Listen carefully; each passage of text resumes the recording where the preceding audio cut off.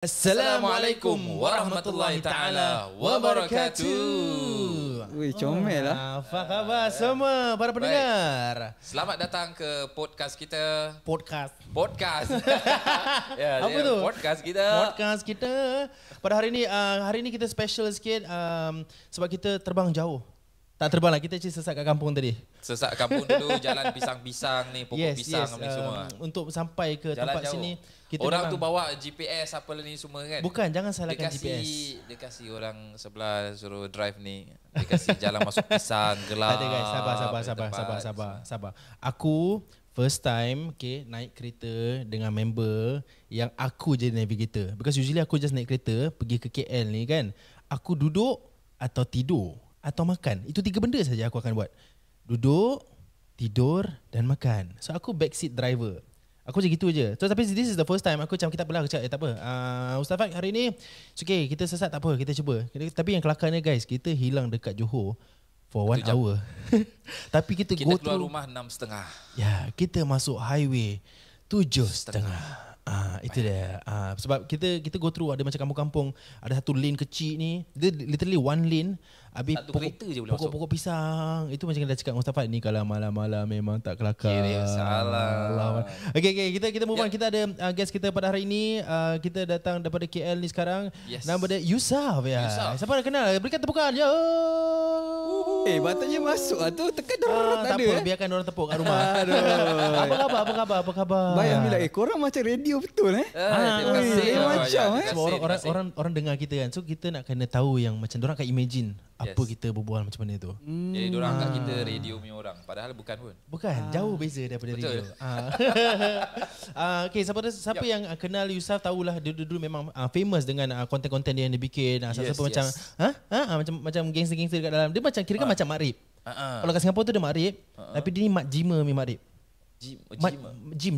Oh, Jim. Dia dulu gym sampai sekarang masih gym lagi Nampak macam belum tapi Sama. yelah, nampak gambar. Sama sebab dia dulu aku memang tengok konten-konten dia macam all the macam Jim punya X lah orang cakap lah. Jim punya orang yang tak suka apa, jumpa mamat Jim yang poyo, mamat ni yang macam suka dia show nampak, ya, off. video, yes. All this kind of things. Dia memang famous kat situ dulu. Lepas tu sampailah hingga sekarang. Before this kalau korang ada dengar juga podcast dia, jangan lupa dengar ke Ucast, ada dekat YouTube, ada dekat TikTok, korang follow, subscribe ke apa gitu. subscribers. Subscribe. Yes. So dia ada macam-macam platform lah. Kau jangan lupa support dan kepada kawan-kawan kita kat Malaysia sana, kalau sesiapa nak promote benda ke apa, jangan lupa pakai platform dia. Korang rugi weh. Korang rugi tak pakai platform Mamat ni. Views dia gila. Reach dia kan. Gila. You check sendirilah dia punya IG dia punya YouTube dia, reach dia. Memang gila. Juta. Kalau you all tak nak pakai biar kita pakai. Biar kita pakai. So members boleh pakai free, promote boleh. Boleh masuk. Okay, kita nak tanya interview sikit lah. Nak tanya tentang soalan bila mulanya content creator tu kan. Bila I think when you start, bila time COVID ke? Petang PKP. Time Tahu PKP, kau Singapura panggil apa Kita panggil COVID. COVID je COVID je. Kita panggil Okay. penyakit tu je. Kita PKP. PKP ni maksudnya like Lockdown lah. Lockdown. Panggil Kau panggil lockdown. lockdown. Tapi kita ada macam-macam phase yang tak boleh keluar langsung, phase yang boleh keluar 10 kilo, macam tu lah. Oh, ada 10 kilo. Oh, 10 distance. kilo je mula. Oh. Bukan distance. Dia panggil, aku dah lama tinggal Berat badan kau 10 kilogram. Tak, dia panggil apa? Tengah ke ujung diameter ke apa tak? Macam tu lah. Radius. Radius, sorry. Radius setengah ke ujung. Yes. Okay, so Yeah, basically macam tu lah. Fasa pertama 10 kilo, lepas tu fasa kedua. So fasa pertama aku tak buat lagi content. Maybe dalam fasa kedua macam tu, dia dah buka, tutup balik time tu. Bila dah buka first time and then bila naik balik spike, tutup second time, time tu aku baru start. Alhamdulillah aku buat content. Tapi apa your inspiration bila nak bikin content macam yang gym tu? Macam tiba-tiba. Apa tu? Okay, so aku actually memang daripada dulu lagi berangan-angan nak jadi fitness influencer lah. Korang tahu tak macam David Late ke apa? Pernah tak? Aku tahu Mike Cheng. Okay, Mike Cheng tu like OG Lagi lah. lama lagi lama. Tu macam zaman Piramli, Tiga Abdul tu boleh kan. Tapi lepas tu sikit, dia ada zaman macam modern sikit punya fitness influencer. Aku banyak consume content, aku start buat and tak dapat sambutan. So apa yang aku buat is aku macam banyak consume at the same time, consume fitness content, consume juga entertainment content, komedi. Yes. Mak Saleh lah banyak buat time tu Correct. POV. Correct. Aku just rebrand dalam Melayu je sebenarnya. Kau je. kau tengok apa yang konten dia, ni sama aku buat bahasa Melayu. Lebih kurang. And aku spin cara cakap sikit. Kadang-kadang orang cakap aku macam cakap Singapore sikit pun ada, aku tak tahu kenapa. Memang nampak macam orang Singapura. Memang Singapore, so Singapore punya sponsor boleh masuk. boleh. Singapura sponsor. Boleh. Okay, I think this is shout out to all Singapore sponsors out there. Kalau sesiapa yang actually nak brand benda tu dekat Malaysia lah. Actually honestly aku love the way he do his content. I mean for me myself, I pun jual all my barang-barang spray Rukia ke apa semua. But we don't want to sell only in Singapore tau. Kita nak international. Of course. So paling dekat Malaysia tu. Yeah. And this is the person that kita boleh recommend you to pakai. Correct. Okay, so hidup tu daripada ini tanya pasal kita the difference between kita content creator dengan Singapore dengan Malaysia lah kan.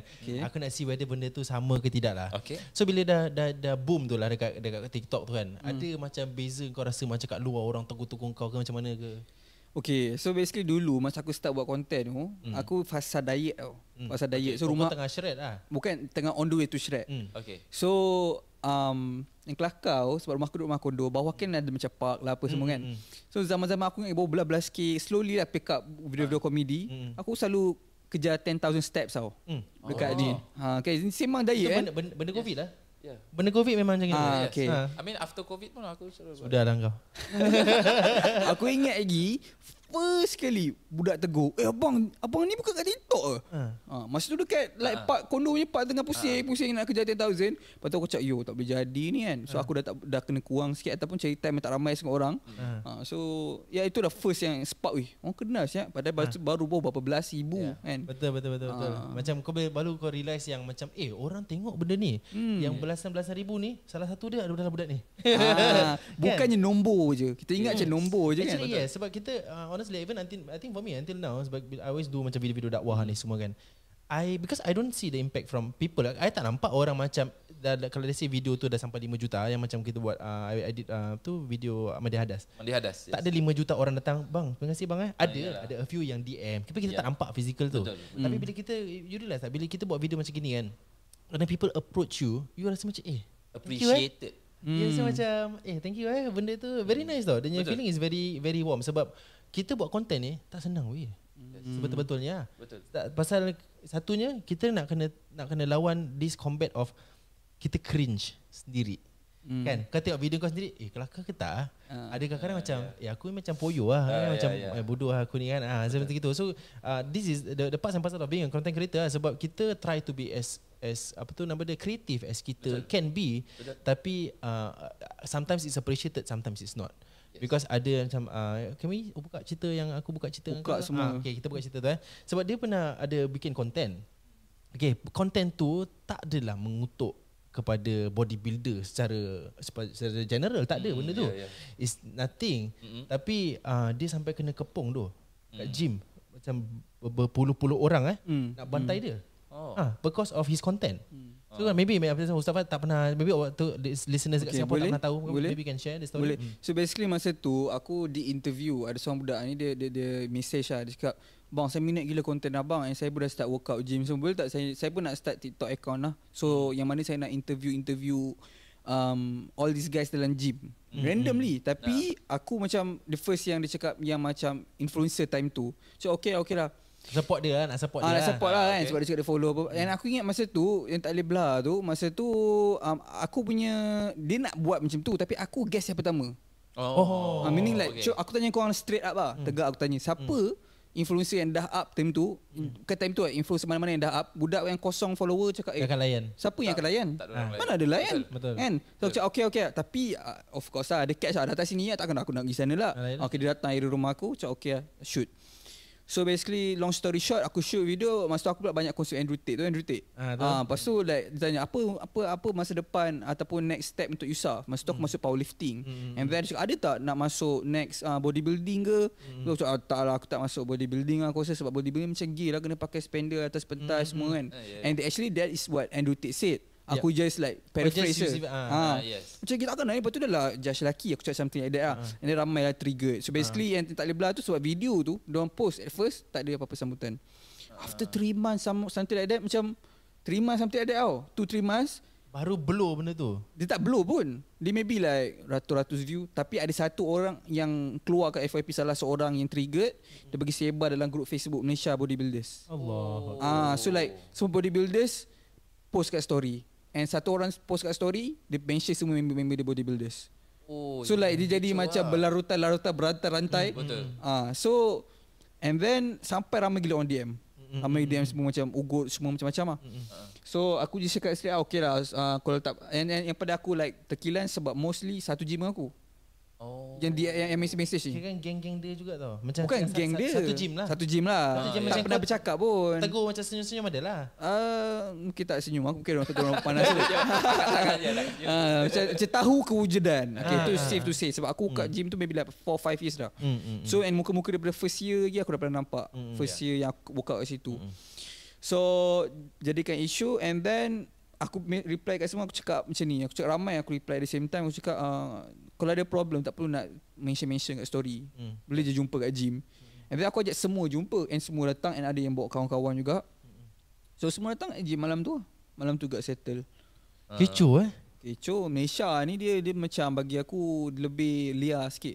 Right. Kalau maybe Singapore kau akan cakap macam kau tak boleh nak pelik-pelik sikit. Sebab Singapore kita kalau let's say lepas pukul 10 tu group lebih pada 5 orang ada together is called illegal gathering. So benda tu polis boleh tangkap kau atau polis boleh bawa kau balik ke balai. Sebab tak ada 5, lebih daripada 5. Dia macam unlawful assembly ke something like that. Ada charge dia. So that's why memang susah kat Singapore tu. Dan kalau nampak macam dah ramai-ramai, nanti nampak polis jalan. Kita akan terus benda. Sebab satunya kat Singapore kita tak ada kampung nak lari. So kita tak ada lubang, tak ada kampung pisang tadi kita nak lari, tak ada. Turun bawah jembatan tak ada benda macam itu. So that's why I think it's more controlled. It's a small country. So lagi senang lagi nak control lah. Cara kau orang cakap macam penjara. Kau macam rasa macam penjara tak? Ada macam every step is monitored. Every movement. I think kita dah used to that lifestyle. Biasa, betul. So that's why bila kita nampak macam tadi kita kat traffic light tu mamat Grab tu potong red light, kita macam dia ni berani berani. Kat Malaysia benda tu hari-hari yang kau akan nampak kan. This depend, dia tengok traffic light ni ada kamera ke tak. Traffic light tak ada. Kat Singapore tak ada kamera pun kita akan, kau tahu kenapa? Tak berani. Sebab orang Singapore lain akan komplain. Yes. Dia akan pakai cam dia, dash cam dia report bro dekat ni kat traffic police. Mampus. So Singapura memang kepo sikit. Teringat macam apa tau, aku duduk kondo, sebab dulu aku duduk kondo yang macam biasa. Kan aku pindah kondo yang macam secure sikit. Dia punya kawasan, dia punya macam dia punya neighbours macam kereta-kereta tadi tu. Dia macam jaga each other. Kau buat kes tak. Dia bagi management semua jadi kes. So macam tu kau pal bawa kucing contoh, itu jadi kes. So perbezaan dari segi culture, dari segi rumah macam dekat sini macam ni, rumah kawasan ni ada yang macam okey tak kisah suka kau lah kau nak buat apa pun ada macam itu kan. Ada yang macam gini sekarang ni yang agak leceh sikit. Okay, I think nak tanya pasal tadi yang PKP tu. Time PKP tu kerja ke tak kerja? Study. Kau sekolah? Study universiti lah. Kau masih, kau umur berapa ni? Berapa agak-agak? Dalam 37 tak lah. Kau tahu 37? Tak. Dia muda. 26. Okay, Jufri? Aku say PKP 3 tahun yang lalu. 3 tahun yang lalu. Sekarang dah 25 lah. 25. Dua-dua salah. 24. Kata muda. Gen Z weh dia ni. Gen Z. Gen Z Gen Z. 99 lah. Terima. Gen Z daripada 97. Macam tu siapa yang create formula ni? Kau pergi Google tu Gen Z atau millennials, boomers semua kan. Kau tengok dia mula daripada 97 sampai ke ni. Okay. So maknanya masa tu universiti kat mana? UPM lah. Macam ketahu kan. UPM. Universiti Putra Malaysia. Dulu Universiti Pertanian. Aku tak tahu dah setahun bila Universiti Putra. Universiti Putra ni universiti nombor 2 dalam Malaysia. Kalau nak segi ranking nombor 2 dalam Dia Malaysia. tengah flag tu Dia actually. lebih kepada Tapi catch dia apa actually? Catch dia tu apa? kat gym ke dekat? Dua-dua. Catch dia belajar tak habis lah. Sekarang ni dah drop lah. Lepas making money online, caw lah. Tapi UPM ni dia lebih kepada apa? Semua course ada sebab dia antara universiti. Tapi kau belajar apa? Masa tu aku belajar aerospace engineering. Aerospace content creator. Jadi content creator. Tu yang caw sebab jam. Ni silap aku rasa ramai yang boleh relate kalau ada Gen Z yang tengok. Aku masa tu PKP, tak tahu kat Singapore macam mana style, tapi PKP time kat Malaysia kelas online. So aku tahulah kelas online ni home based learning. Dapat link Zoom, masuk tidur. Biasa. So 2-3 semester macam tu, and then bila kelas buka, masuk dalam kelas terapung, tak faham benda sebab yalah benda ni kan Yelah, dia berlarutan. Kau tak faham basic, kau masuk Dah habis lah. Habis lah. Kau pada time kau masuk ke kelas dah chapter 10. macam apa benda. Chapter 1 pun aku tak baca. Introduction tak baca. Betul. Betul. So itu dengan tak faham benda tu berganding dengan dah making money online, so aku cakap caw. Ya. Aku ambil risau. You already see the money there kan. Walaupun tak adalah banyak tu, Tapi tapi to be a content creator tak semestinya you kena ada very high education ke apa. Tak ada pun. Actually banyak content creator yang tak ada high education. actually aku rasa perlu tau. Bila dah buat ni lah, just for the reason that risky, kau tak ada backup plan. Yep. At least kalau kau ada degree, It's good to have. it's good to have. And tapi like kita boleh argue it's good not to have, so that kau akan go all in. Tu je lah aku cakap. Yep. Ini kita buka satu episod Boleh? hanya untuk content creator. Catat-catat boleh tu. Content creator. Boleh. Yes. Okay. I wanna tell you something lah, macam you know, bila kita jadi sebagai content creator tu, ada orang hate kita, ada orang suka kita kan. Tapi I feel everything always happens for reason. Sebab ni kau tak qadar. You know, don't you think that bila dah busy kecoh viral kan, somehow made you who you are right now also? 100%. Aku selalu fikir macam ni, like apa saja ujian yang Allah SWT bagi ni is for a reason to develop kita. Yes. Without that kita tak akan macam mana kita sekarang. Betul. Tak kisah ujian apa sekalipun. Contoh macam kalau something kita balik tiba-tiba asal ada orang pecah rumah masuk. Ada something yang Allah nak ajar kat situ. Atau ada yang kita kurang. Aku always feel macam itu. Bila kita digunakan oleh Allah tu, is either Allah nak ajar kita something atau ada amal ibadah kita yang kurang. So kita macam kita nak look back balik, okay, aku solat cukup tak? Aku punya puasa cukup tak? Aku punya zakat atau whatever it is, derma whatever aku bikin tak? Aku jaga mak bapak aku tak? Aku tanya tak? Ni semua all this kind of things tanya. Okay, then okay, benda tu ada, mesti ada berlubang. Usually ada yang lubang. Sampai okay, dia can be as simple as orang kadang tak perasan, kita solat ujung waktu. Dah nak masuk asar baru kau nak masuk Zohor. Dia macam ujung-ujung, nanti tak apalah, nanti boleh qada lah, boleh ni lah, boleh tu lah. So kau jadi always keep giving reasons. That's why kadang orang tak perasan bila macam rezeki tu tak datang atau rezeki lambat. Macam kau every time rezeki kau ada tapi lambat nak sampai. That means usually for me is pasal solat aku tak on point. Kalau kita ni solat sendiri dalam solat fardu tu tak on point, kan Allah kasih kau rezeki on point. Mana adil benda tu? Sebab banyak orang minta nak macam nak dimurahkan rezeki, nak kaya, nak apa ni semua kan. Tapi the basic things of Allah yang Allah minta kita, which is senang je 5 waktu tu. Kalau nak combine 5 waktu tu kan, tak sampai setengah jam pun. Kalau nak kata combine 5 waktu tu. But people cannot do it. Aku rasa okay, aku punya point of view ni nak bagi tahu, tapi kalau kita boleh tanya ustaz yang macam ustaz rasa kan, aku rasa apa yang Jufri cakap tu is a good exercise to have to reflect. Tapi actually kalau kita tengok bigger picture tak ada kena mengena aku rasa bagi. Sebab kalau kita betul nak ambil point of view Jufri, Rasulullah one of the perfect word. Tapi dia kena ujian apa? Betul. Macam orang Singapore tak cakap. Betul. Jadi lama duduk dengan kau 2 jam macam ni tu dah. Jadi habis. Itu kau tengok balik rumah tengok pasport kau tukar colour. Okay, so tu lah. So macam, tapi like adakah Rasulullah macam nak reflect aku punya solat almost perfect tu. Tapi Ustaz macam ni? Aku ada nak ribat dengan dia ni. Silakan. Ustaz faham tak soalan? Ustaz faham tak soalan saya? Faham. Macam point of view Jufri tu. Tapi macam saya macam argue dengan masalah is ada masalah. Okay. Jadi kita look back kita all amal ibadah. Tapi like your point is, my point is that is good exercise lah untuk ada, tapi macam tak necessary pun. Sebab Rasulullah SAW almost perfect kan? Perfect. Tapi kenapa masalah ke? Adakah kita nak reflect macam masalah ibadah?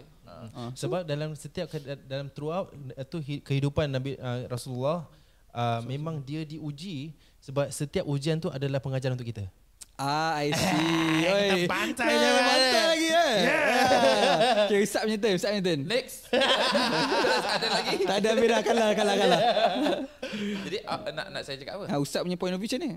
So soalan Which one? Which one point of view yang Ustaz rasa market lagi ni? Bila kita diuji tu, adakah itu adalah time untuk kita reflect atau tak, memang is not that, sebab bila Nabi solat semua jaga, Nabi yang asyik utuskan semua whatever it is kan, tapi dia pun still diuji. Tapi dia compare aku dengan Nabi.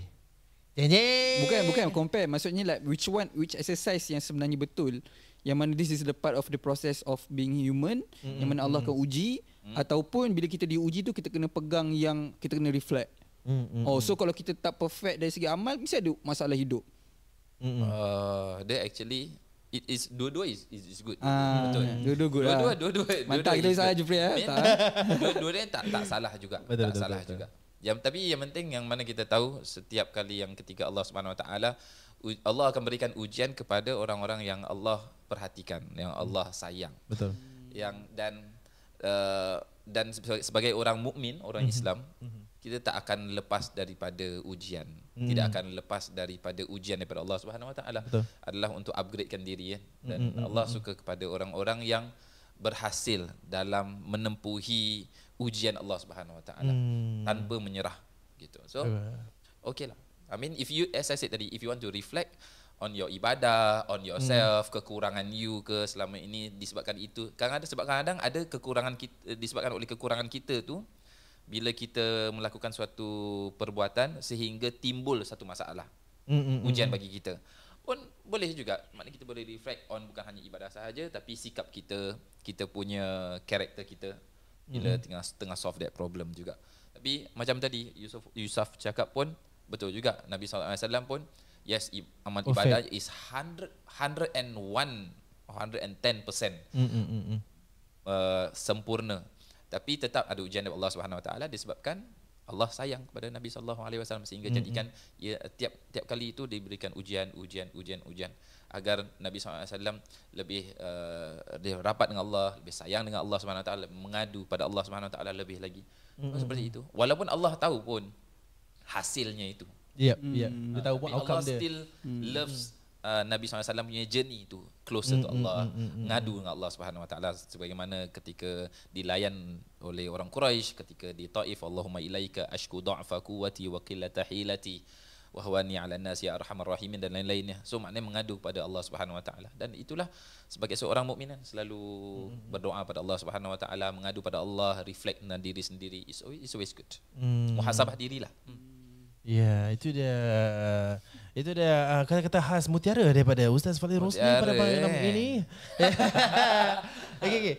Just now, this one is actually goes to you sebab tadi nak tanya kan, dia punya sekolah dia agama dia hafal. Itu dia. Pasal Yusuf ni, dia nampak macam dia hafal Quran. Yes. Kenapa pula? Bukan nampak, memang dia hafal Quran. Jangan step blur. Jangan step blur. Kenapa dulu pernah tahfiz Kenapa cakap itu? Jawab dulu. Nampak dari cara bacaan daripada tajwid. Okay. Faham. So cerita. Macam daripada kecil lah. Daripada kecil tu sekolah kat mana semua. Kecil tadi ke QDIS kat Setiawangsa. Saya masa umur 6 tu first sekolah. Lepas tu masa darjah sekolah rendah St. John, Bukit Nanas sampai darjah 5. And then umur darjah 5 apa? 11. Tak tahu kat sana macam mana Singapore, tapi semua sampai umur 11. Umur 12 patutnya primary school punya final year big exam tu, aku dah caw umur 12 lah. 12 tu dah tak ada, caw sampai 16. Pergi macam lompat sana sini. And then umur berapa? 16. 17 pergi Indon. Belajar bahasa Arab je. Belajar Nahu. Nahu kilat tahu tak? Nahu kilat. Belajar Nahu kilat. Dekat ni lah, mana lagi Nahu kilat? Satu tempat je kan, Jogja. Kat Pakis. Pakis lah? Pakis tempat lah. Pondok Pesantren An-Nur. Daerah mana maksudnya? Pakis, Yogyakarta. Oh, Jogja. Yogyakarta, Pakis. Berapa tahun tu?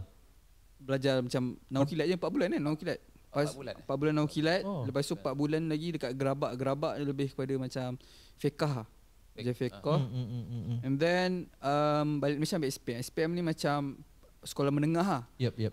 Tapi masa tu dah umur 18, patutnya umur 17. So aku ambil like lambat setahun. So tu cerita dia. Dah tak ambil STAM? Sebab tak sekolah. Oh. So tak boleh? SPM ni macam pergi kilat-kilat ni semua tak boleh? Itu mana ada STAM tu Sekolah Tinggi Agama Malaysia. Itu macam like kerja kerajaan, macam yelah, macam apa panggil lah, macam certified lah bagi kerajaan. Macam aku ni macam panggil black market lah, macam kita tak tahu, tak siapa certified. Aku lah ni, sama aku black market juga. Lebih kurang macam tu lah. So tak adalah black market, maksudnya tak istihar lah. Kan contoh macam kita cakap, macam contoh macam ustaz belajar pergi Yaman lah. Tapi nak Malaysia tak istihar sangat kan. Betul, tak. Macam so kalau kita Malaysia tak, Singapura pun tak sangat. So macam dia lebih, kalau macam Singapura lebih kepada Masjid Al-Azhar. Dia istihar tu universiti. Macam ni macam pondok, macam like this 4 bulan je lah kat sana. Kepada pendengar-pendengar yang dekat Singapura yang rasa diri tu bangang sikit, istihar tu maksudnya official. Sebab aku pun tengok istihar official. Whether is official school yang dorang actually accept in as a dia ada satu word is not official tau. Apa? Certified lah, certified. Something like that lah. Certified. Okay. Tapi kenapa kau tak nak macam masuk je? Since kau dah belajar bahasa Arab. Okay. So belajar bahasa Arab 4 bulan je? Kau belajar Nahu je lah 4 bulan. Nahu kilat. Nahu tu apa? Nahu aku tu. Nahu tu macam grammar lah, macam cara takalam Arabi lah. Cara baris lain. Grammar. What's the difference? You macam speak contoh Arabi, madi, man. mudhari, amr. Nak tahu baris lah senang cerita. Baca Quran, tak ada baris. Belajar Nahu, insya-Allah baris. boleh tahu. Jadi biar kurang macam tu lah. Okay. Interesting Yes. So daripada tu tiba-tiba pergi daripada tu tadikah ke St. John ke tiba belajar kilat lah, belajar peti lah, kau tiba-tiba kau aerospace kau ke laut dan kau tiba-tiba aerospace. Sebab boleh. Tak ada. Okay. Sebab masa umur 12 tu mak aku pergi hantar pergi masuk sekolah tahfiz lah tentu. Alright. So nakal lah. Dia tengah korek. Umur 12. Keluar juga cerita dia. Okay, umur 12 kita cerita sini lah Singapura tak masuk sponsor kat Rembat lah juga. Ni cerita eksklusif eksklusif. Alhamdulillah. So nak umur 12 tu masuk madrasah tahfiz dulu. Lepas tahfiz macam tahfiz kat mana? Mula kat Bukit Darabangsa, kat rumah dia ada buka tahfiz, and then macam on the way balik rumah asyik lalu kan. So macam mak cakap ni baru buka ni, hantar sini lah. So kat situ maybe like dalam 11 juzuk, tapi tak ingat apa pun. Macam habis, so siapa yang pernah belajar dia faham lah. Kalau kita cakap tak ingat tu like kalau tebuk tu memang terapung kat udara kan. Faham. So lepas tu sambung masalah financial tutup situ, and then pergi ke Kajang. Ustaz yang mengajar tu pergi Kajang, dapat kerja kat Kajang. So kita ikut ustaz yang mengajar kat situ. Habis kat situ hafalan 30 juzuk tapi terapung juga. 30 juzuk. Ustaz Hafiz lah? Tak. So terapung juga situ tak. Hafiz pun tak. Dia tak half pun, dia quarter Hafiz lah. Ustaz faham maksud beza Hafiz dengan syahadah? Faham tak beza? Syahadah maknanya you ambil dengan, because for me I tak lebih kepada all this macam qiraat lah. Bukan qiraat, maksud like Hafiz apa semua tak dengan sanad ke apa semua tak. I see, faham. So basically umur 14 habis 30 juzuk. So bila habis umur 14 30 juzuk, tapi kena faham ramai orang ni mungkin misconception lah. Kita cakap hafiz 30 juzuk, lepas tu bila tebuk tak boleh nak sambung.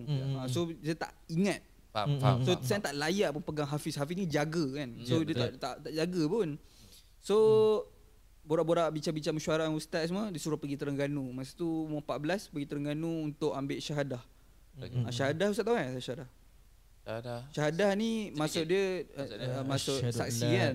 So basically kita nak dapat penyaksian, ni bahasa mudah faham lah, nak dapat penyaksian bahawa kita boleh baca Al-Fatihah sampai An-Nas dalam satu hari without looking dekat Quran langsung lah. Okay. And then kita akan dapat satu sijil yang bersanad. Okay, sebab kalau kita cakap Sembah Hafiz, mana-mana sekolah tahfiz boleh keluar sijil. But this is the official one. Yang mana like akan ada yang tu Official tu maksudnya bukan official kerajaan. Macam DQ tu kan official kerajaan Isytihar apa semua kan. Yang ni lebih kepada macam lah, tahu madrasah, pondok. So dia basically like semua dia buat tapi dia bukan macam under kerajaan ke apa. So siapa yang tahu dekat Terengganu, Kubang Bujuk, first time cerita semua ni exclusive content. Singapore jangan pecah rahsia. Lepas tu so umur 14 ke 16 spend time 2 tahun just untuk ambil that CJ syahadah penyaksian tu. Sebab dia kena 9 orang bersaksi bahawa kita boleh baca Al-Fatihah An-Nas without looking one day. Basically the concept siapa yang pernah belajar tahfiz madrasah dia tahu lah konsep syahadah.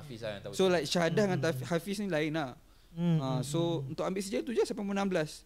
Itu yang rebel semacam habis je 16 walu-walu terus. Habis 16 tu yang Chow pergi nak ambil SPM SPM Malaysia punya like sijil yang Isytihar yang untuk akademik. Tapi tak boleh. Hafal tak boleh sebab masuk baru 16. And kat Malaysia ni kalau kau tak sekolah, aku ni apa boleh datang masuk nak ambil exam, memang tak ada maknanya. Tak boleh. Kau kena umur kalau kau dah tak sekolah, kau nak ambil sijil, kau kena ambil lambat. Kau tak sama level dengan budak-budak sekolah biasa. Minimum umur 17. Kau nak ambil umur 18. Benda. So aku macam terapung setahun umur 17 wasted tu. Aku ni habis cepat. Betul. Aku boleh grab aku punya apa yang aku hilang memori childhood aku kat kawan-kawan aku sekolah menengah ni semua. Tak dapat. Tapi Allah mungkin nak jaga aku kan. Correct. So pergilah terapung kat Indonesia setahun. Berenang-renang di udara, kemudian balik. Itu sebab kawan-kawan ramai pergi kan, yang tak nak ambil SPM, so kita ikut je lah setahun. Boleh lah kan, akal lemah Arabi dengan ustaz sikit-sikit. So balik tu ambil SPM. Ni antara benda aku cakap ni bukan nak brag aku cakap ni just untuk orang yang tengah tengok supaya hantar anak korang. Okay, bagus. Aku rasa ustaz mungkin boleh relate benda ni. Dia selalu dengar orang yang hafiz Quran ni, dia otak dia function. Pernah dengar? Function like jalan. Dia akan, kalau betul-betul hafiz and syahadah semua ni, otak dia macam pick up semacam. Memang. Pernah dengar? Betul. Okay, sebab kita boleh, ni bukanlah hafiz yang just macam aku mula-mula 14 tu yang terapung. Ni yang masuk aku like yang bersanad ni semua yang ada sijil, yang ada banyak saksi semua ni So aku bayangkan tak sekolah daripada umur 11 and then ambil science, ambil chemistry, fizik. Macam tak boleh nak brain kan dalam masa 10 bulan. Macam macam mana orang semua. Tapi sekarang kita dah dengar ada story-story daripada XX student hafiz ni.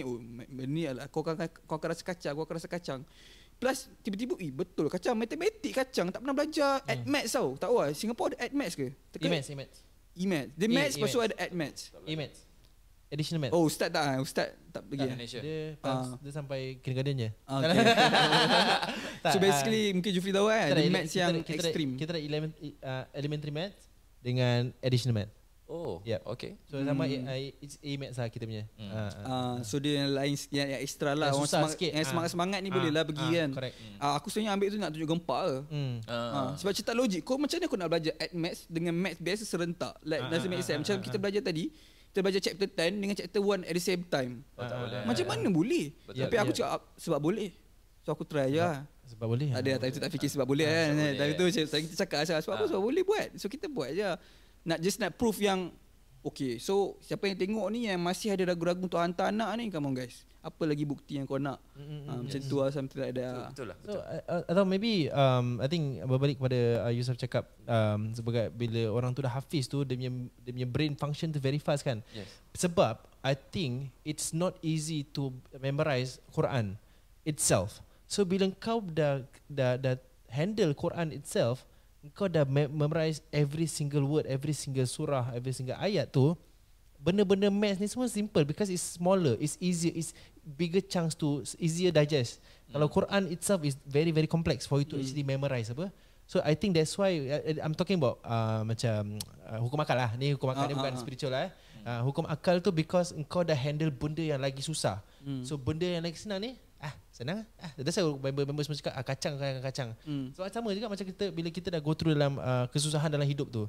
Bila kita dah go through dalam satu kesedihan yang besar sangat dalam hidup kita, and then kita go through dengan kesusahan yang kecil. Ini tak ada benda lah. You know, because kau dah go through something bigger. So I feel is that lah. I feel I don't know lah. Ustaz kenapa?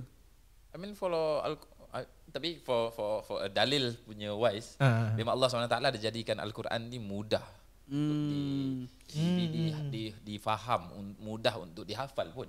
Memang ada dalam Al-Quran itself. That's the dalil. Cuma di sini, of course, I setuju dengan Yusuf. Sebab from my side pun, ada kawan yang budak-budak Hafiz. Dia punya jenis macam. Sebab I think, pasal dalam Al-Quran, dia walaupun 30 juzuk, mana 30 juzuk ni ada kat dalam otak, dia tak ada macam otak jadi lagging tau. Dia tak boleh lagging lah lebih kurang macam tu kan. Dia tak ada macam, walaupun dekat dalam semua, dia tak ada macam nak tambah ilmu yang lain macam matematik ke apa, tak boleh lah. Tak boleh. Dah full. Memory card dah full. Dah macam gini tak. Dia boleh, okay, apa? Okay, boleh. Dapat. Faham tak? Faham. Oh, macam tu. And cepat tau. Oh. Cepat. Sebab gini, kalau untuk budak data Hafiz, ni what I know lah. Dorang pun ada masa-masa tertentu untuk dorang hafal biar mudah untuk masuk. Contohnya is after maghrib sampai isyak. Something like that. Around that time. That's a very short period. Short period where dah kena masuk gitu. Then bila pagi tu is after subuh ke ataupun before subuh is the tasmid. Tasmid tu maknanya you baca depan you punya cikgu. Oh. Tasmid tu. Then besok kira nanti nak hafalkan lagi apa ni semua. So it's a daily thing yang you keep on practicing your mind untuk memorize. Jadi lama-lama jadi cepat. So kadang-kadang for orang yang betul hafal Quran semua, kadang-kadang dorang boleh sampai capture by picture, dorang boleh. Dorang tengok gini, kadang-kadang tak baca semua tau. Dia just tengok. Okay. Ni dia panggil photographic memory. Itu cerita Suits. Yes. Cuba tak, okay, ni untuk orang normal lah. Okay, untuk just nak memudahkan orang faham konsep ni. Cuba buat just tutup mata, just bayangkan Quran. Bayangkan Quran. Baca, bayangkan, kita bukan cakap bayangkan Quran kita baca dalam satu hari. Tu pun orang dah otak je, satu hari aku nak habiskan. Ni like, satu hari habiskan, tak tengok. Tu lah. Cukup macam otak aku try untuk proses. Aku bila aku fikir balik lah macam, jangan cakap gitu, jangan cakap macam itu pun. Kasih buku storybook budak kecil kau memorize. Boleh word by word pun tak boleh juga. Mudahkan Quran kan itu. Tak boleh lah. Tak boleh benda tu. Jadi macam itu. Dan dalam Al-Quran ni yang mana ada baris yang macam-macam. Kadang-kadang ada dalam Al-Quran yang ayat-ayat yang sama. Macam yang sama. Yang mana macam bila tebuk je ayat ni kan. Tapi kat surah Nisa ada. Dalam Araf ada. Habis kat Isra ada. Ini ada. Jadi ada macam ayat macam mana ini. That's how your brain terus macam work. Laju. Then on top of that, mana yang kadang-kadang ada baris atas, baris bawah, baris depan, baris apa. Dan ada kadang-kadang dalam Quran ayat-ayat ataupun kata-kata yang keluar daripada grammatical order. Ada. Right. Contohnya macam tu. Dia keluar daripada grammatical order. Yang sepatutnya waw nun jadi ya nun. Contohnya. Instead of waw nun. Tapi kalau ikut grammatical order, bahasa Arab kalau men have to use waw nun. Men. Contohnya macam muslimun. Macam gitu. Ataupun macam kalau untuk woman kena muslimat, alif dengan ta. Contohnya. Tapi ada yang kes-kes yang kenapa dia gender dia male tapi dia pakai female punya form. Dia memang lain. Maknanya dia keluar daripada grammatical order punya itu. Tapi memang Al-Quran is the highest grammar punya ini. Jadi until to that sense that your otak ni dia akan train benda yang keluar grammar pun dia tak boleh masuk. Jadi kalau bila masuk maths, masuk science yang dia punya formula is always mostly the same. Gitu je. So your brain is kan, dia saya cakap benda yang lagi Quran tu kira kan kau dah macam kompleks gitu kan. And then bila macam math science apa je lah. Math yang apa. Dia macam kacang lah benda tu. Ya. So very good. Very interesting. Very interesting. Okay, I mean for ni untuk viewers kat luar. Mungkin kita punya followers ada yang anak-anak dorang yang dorang hafalkan yang mudah-mudah aja. Anas, the juz amma yang awal-awal apa ni semua untuk anak-anak dorang. Is there any tips untuk mak bapak anak ni macam mana nak hafal biar mudah untuk memorize? Ada tak waktu-waktu tertentu ataupun mungkin ada any makanan yang patut dia makan ataupun kurangkan makan biar cepatkan hafalan ke something like that based on your experience? This one macam mak aku tak pernah lah buat. Cuan. Yeah, because spend time dengan korang apa? Spend time korang apa? Mana boleh jadi Melayu? Sponsor ni masuk pun Singapura apa? Bagus. Kan tadi cakap laju. Dengar sasap dah masuk lah. Bagus. Nampak? Testing ni dia. So terbukti ni Okay, so apa tadi so this one mak aku tak pernah buat pun dekat aku lah. But ni semua aku nampak daripada my friends. And sekarang ni Alhamdulillah, macam aku punya kakak sini buat ke anak dia yang function lah. Ni sebab ni senang sangat, so aku bagi terus. Dalam rumah tu, sebab budak ni memang dalam rumah je selalu. So just perdengarkan dengan bacaan-bacaan. Sebab apa? Sebab diorang akan dengar di syekh-syekh ni. And lagu. Lagu dia apa? Dia macam kita dengar tu, kita macam ingat tau. Dia macam the melody. So kalau contoh kita dengar Qur'an Binas Mishari contoh, kita akan baca tu sebab kita dah cam dia melodi. Kadang-kadang dia lyrics pun kita bukan hafal pun lagu-lagu kan. Betul. Tapi contoh cuba nyanyi jap, pop tiba-tiba 2-3 perkataan tu betul. Sebab the melody tu sesuai dengan perkataan tu. So and automatically dekat mulut budak-budak ni bila baca sebab apa, the melody tu. So kalau betul nak mudah, this one lah yang aku rasa nampak paling efektif. Tapi aku tak pernah try sebab kita orang duduk madrasah lu, mana ada phone apa? Betul kan? So tak boleh nak gunakan taktik tu. Tapi untuk sekarang budak-budak ni, zaman sekarang moden, kan ada jual plug yang cocok dia keluar bacaan Quran. Yang tu style lah kan. Yang tu boleh aku rasa memang implement. Aku rasa kalau aku ada anak pun nanti like just play je kan. Tu one of the things yang aku nak try untuk implement. Kalau makanan, kalau makanan susah sikit nak cakap, sebab aku masa belajar makan Maggi ke tu susah sikit. itu sebut. Maybe kalau aku tak makan Maggi ni umur 16. Kebanyakan daripada yang pondok-pondok memang mi segera memang tak boleh kan. Tak boleh. Bukan mi segera je, surat khabar pun tak boleh masuk. Dulu aku pernah like nak free otak aku daripada the prison tu kan. So called lah prison, tak boleh buat macam-macam kan. Aku sampai seluduk novel pun kena koyak, kena buang ustaz kantai semua. Sebab benda tu dia akan distract kau. Tapi kadang-kadang kita ni otak pun dah jam kan, nak distraction tu. Betul lah. Kau jangan distress sikit lah kan. And kenapa aku cerita benda ni kat podcast korang, sebab aku punya audience ya, sefahaman aku lah, bukannya orang Singapura lah, tapi tak tahu, mungkin ada sikit lah kan. And orang kat Malaysia kenal aku as macam boleh katakan bad sikit lah, bad boy macam tu. So aku tak nak tarnish this reputation of budak-budak yang suci ni. So and tak nak parent tengok apa budak ni, so aku tak nak hantar anak aku akan jadi macam mamat ni contoh. Tapi Singapore aku expect tak faham, tak kenal aku sangat. So maybe that dia orang akan soft spot okay, hantar budak ni. Itu je lah. Alhamdulillah. Okay, kita masa pun dah mencemburui Allah kita kan. Okay, Yusuf, ada tak any last kata-kata macam any advice kepada budak-budak kat luar sana, can be macam content creator ke, can be any aspiring anybody who wants to be like you ke, anything lah yang you want to advise them, siapa yang baru start up, macam anything you want to say lah. Susah ni soalan ni. Saja kau bagi aku soalan ni, tak ada cakap apa. Aku proses otak aku jap. Macam apa yang you lalui selama ni yang you rasa you tak nak diorang repeat, and then you want to teach them macam guide them. Okay, sembang pasal penyesalan lah tadi kan. Mostly mungkin ustaz pun boleh relate. Yang kita tengok budak tahfiz ni, kebanyakan orang kepala otak orang fikir ataupun the main narrative atau the main pathway. Sebab aku tak ambil pathway yang normal. Lepas habis tu terus caw SPM and then caw engineering. Mana ada tu kau dengar sangat story tu kan. The main pathway is selalu habis je Quran, fokus on kitab. Betul. Fiqh lah, apa kata Bukhari. Itu yang the main goal kan. Betul. Aku menyesal tak ambil benda tu. Tu yang kalau lah terpaksa like bagi tahu satu penyesalan hidup aku kan. Is that one. Sebab masa habis umur 16 tu kawan semua ambil. And mak aku pun suruh ambil. Sebab aku rebel. Alhamdulillah sebab ayah aku tak ada tau. Ayah aku like daripada awal, daripada kecil dah meninggal. So aku tak ada that guy yang akan cakap, oh kau tak boleh, kau ambil ke. So mungkin aku kena ni. Tapi mak ni kan soft spot anak lelaki pula. Dia kan soft spot lah semua. So aku boleh rebel lah, dia redor kan. Tapi bila aku macam look back dengan apa yang aku experience kat sekolah tu, tak ada value langsung guys. Sekolah SPM ni apa tak kosong mat. Like faham. Aku faham lah aku nak jadi engineer. Ui, perlulah engineer dekat Malaysia ni akan ada haters. Engineer kena lah kat Malaysia lawyer. Contoh kan. Tapi like sebenarnya kalau kita betul-betul fikir kan, like tak ada value tu semua. Like dia Ustaz.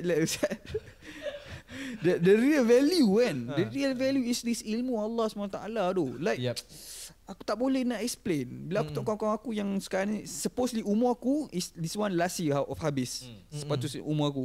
Dan aku tengok kawan aku dah habis show. Respect tu. Sebab tekanan nafsu diri yang diorang kena buat for the 7-8 years of kitab ni. Untuk ilmu yang dia dapat, memang tak semua pun function pun lepas tu kan. Ada yang tak function juga. But just like the value of ilmu tu like susah sangat-sangat untuk kita dapat, especially zaman fahsyat munkar sekarang ni. And akan makin teruk pula.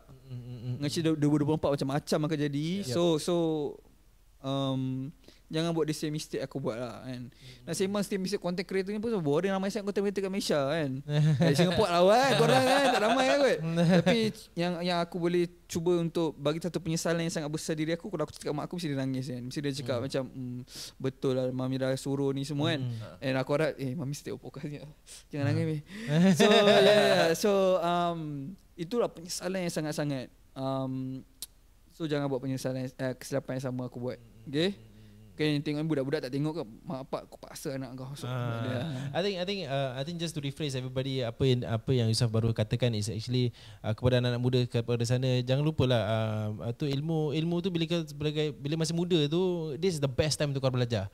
And then bila kau dah besar nanti, kalau kau bila kau ingat time kau muda tu, tak apa nanti tak apa always ambil linga benda tu kau tak nak. Benda kau nak sangat, budak-budak kecil ni nak sangat jadi dewasa. Nak sangat jadi the real world, nak sangat dia. Tapi kau lupa tu at the end of the day kan, pelajaran tu especially dalam bidang agama tu is very very important. This is gonna be korang punya macam, kau punya base tau. Kalau kau can be a doctorate in anything kau boleh PhD ke apa kan. Tapi kalau dalam agama Islam tu kau tak ada pun, kosong. Just to add on Jufri punya point, ni just aku nak tanam dulu dalam kepala otak mak apa orang Singapore lagi. Kan? That kau bayang aku dah kahwin kan. Kadang tu contoh bini aku dia bleeding kan, height standard kan. Kadang-kadang dia exceed days kan. Aku macam berapa hari bapa ni dah ada apa Kalau macam ni like, apa yang kena buat Dah boleh solat ke belum? Bapa malu siap. Kau husband ni tapi kau tak boleh nak jawab soalan tu. So macam tu baru sikit belum anak kau pula nanti. Kencing dia kencing dia suci tak suci memanglah dulu kita belajar basic lah kan. Tapi like bila dah comes to practice ilmu tu perlu digunakan, kau jam. Bapak malu gila. As a man malu siap. Serius. That's good. Very good. Alhamdulillah. Thank you so much for thank you invite guys coming over to Oyeka for the first time ever. I think you are technically kita punya first Malaysian. First Malaysian. Thank you so much. InsyaAllah kalau diberikan kesempatan kita akan come again Malaysia, atau you can come over dekat JB pula sekarang. JB, tak payah datang Singapore, saya datang JB je. Boleh je record podcast sama-sama. Ada je banyak topik lagi kita nak ketengahkan. Sebab ini adalah topik yang paling lama yang kita record. Sekarang kita dah tercecah sampai 47 minit. Tapi kita nak tambah sikit lagi. Ni paling lama kita biasa 30. Dia tambah sikit lagi. Kita bagi siapa sahaja yang ada rasa nak go international, nak ambil sponsor dengan Yusof. Mungkin Yusof boleh shout outkan your own social media. So sebenarnya aku tak ada sponsor lagi guys. Macam mana diorang boleh ada sponsor, aku tak ada. Kesan lah sikit aku ni. Okay, so tak apalah, ni semua rezeki Allah. Allah nak bagi lagi. Boleh jadi kita buat shout out pun tak ada job tu kan. Mungkin ada kebaikan kat situ kita tahu.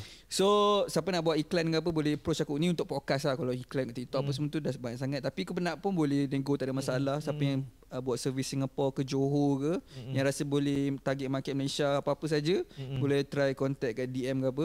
And kita pun ada shoot podcast hari. So maybe like podcast ni akan up dulu lah, sebab aku ni podcast ada ni podcast yang ketiga yang in queue. Faham? So apa tadi so kalau kau nak sponsorship ke apa, kau boleh DM, lepas tu cakap datang daripada Oyeka Singapore, aku bagi diskaun sikit lah. Apa tu nama account apa Instagram Yusof YOSAFF. Kalau untuk podcast Ucast YOUCAST Ucast. Alright. Terima kasih sekali lagi kepada semua yang sedia menahan kita untuk 48 minit ni. This is by far the longest podcast, tapi I think it was really good sharing tentang, I think because this is something that new for me also, sebab I never hear macam kat Singapore tak ada orang macam go through tahfiz ke apa tu semua. Macam the maximum I go is budak ke sebelah Selangor ni. Okay, sekian, terima kasih. Assalamualaikum warahmatullahi taala wabarakatuh.